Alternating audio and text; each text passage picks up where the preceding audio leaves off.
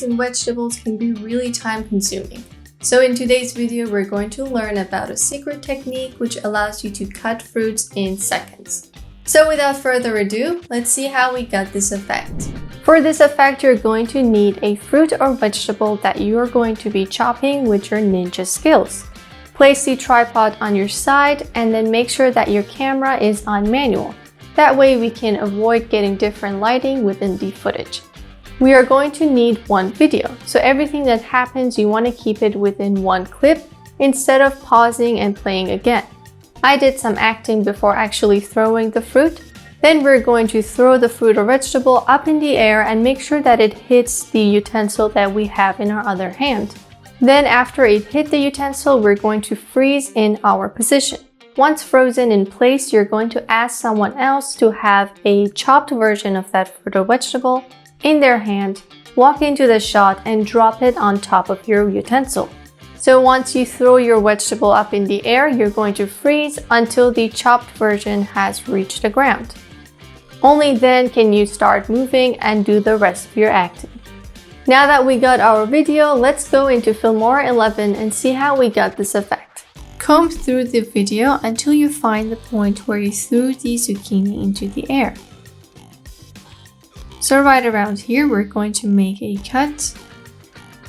And then make another cut where the chopped version of that produce is being thrown onto your utensil.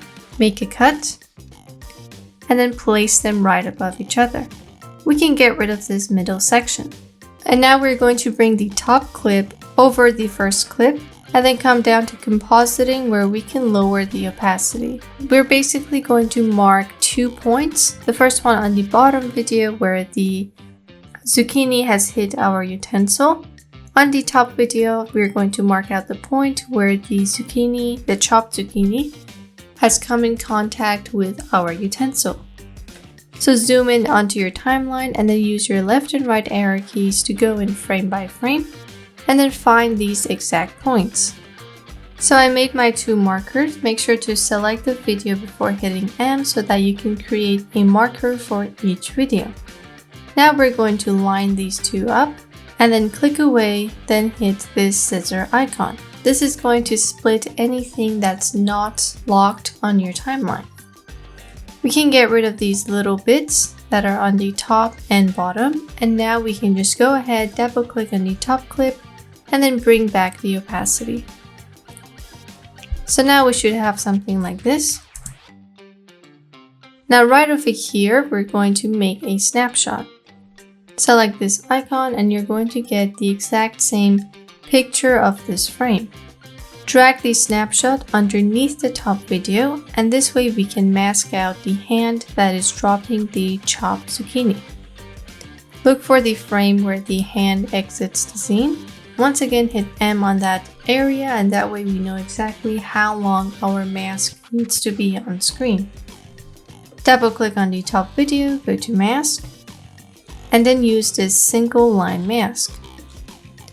Grab the handle and rotate it, and that way we can make sure that the hand is not in the video, even when the chopped zucchini is being thrown. Just make sure that the mask is not cutting any of those pieces, and it's only getting rid of the hand that's above. Once you are finished, scroll down, go down to blur strength, and we're just going to blur this out a bit so we don't get a sharp line. Just don't blur it out too much or else you'll bring in the hand once again. Before moving on, make sure to always view your effect in full screen, and that way you can figure out whether you need to blur this out more or leave it as it is.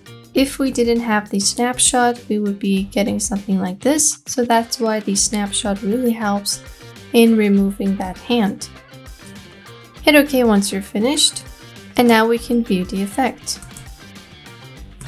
Now let's cut the video when I have collected the chopped vegetable and I'm exiting the scene.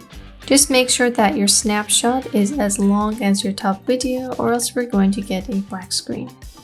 Once we have this, we can now go ahead and export our video. We can go ahead and delete the 2 videos, just leave the snapshot and increase the length all the way to the beginning. Import your base video and place it right above.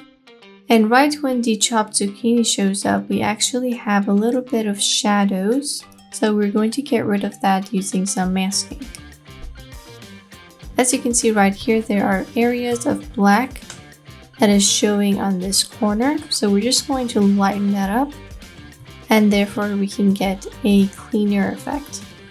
Go to the frame where we can see the shadow, then double click video mask and use a circular mask. Drag this guy right on the side and make sure to invert the mask so that we keep the rest of the video, but we're only taking away from this small circle. Position it right on that shadow and then make sure to add to the blur strength. As always, make sure to view your effect in full screen, and this way you can see whether or not you need to increase the size of your mask or if you need to do anything else.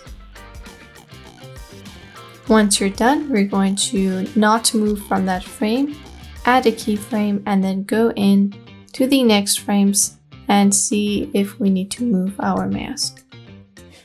So right over here, we have this small spot. Just select the mask and change its position. You can also use your arrow keys to change the position in a more precise manner. Do this until the shadow has exited the video.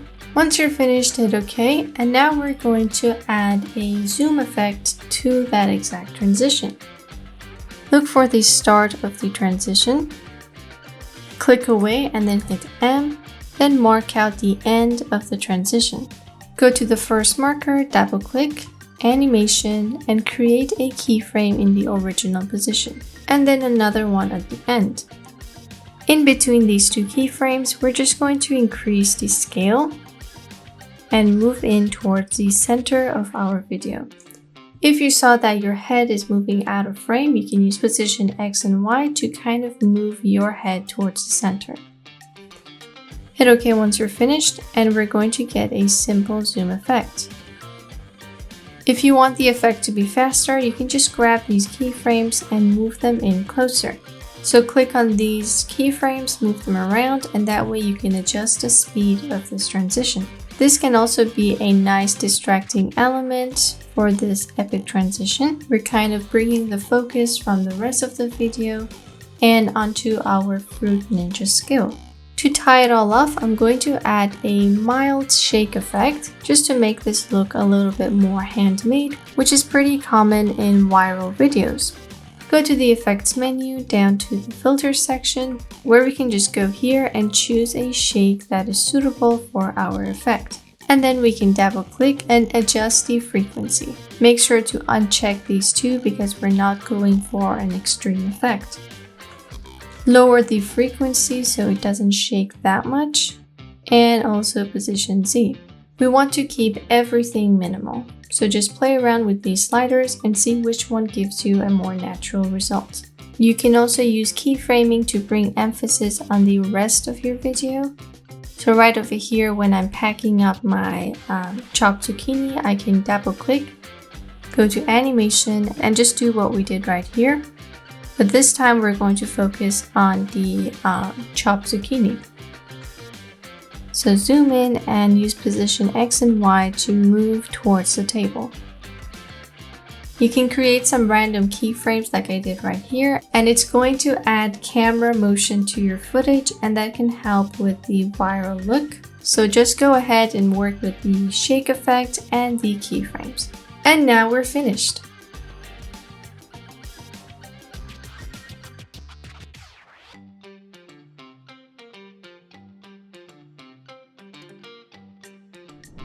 Now you have no problem cutting up your fruits and vegetables. Let's work together and create the same style.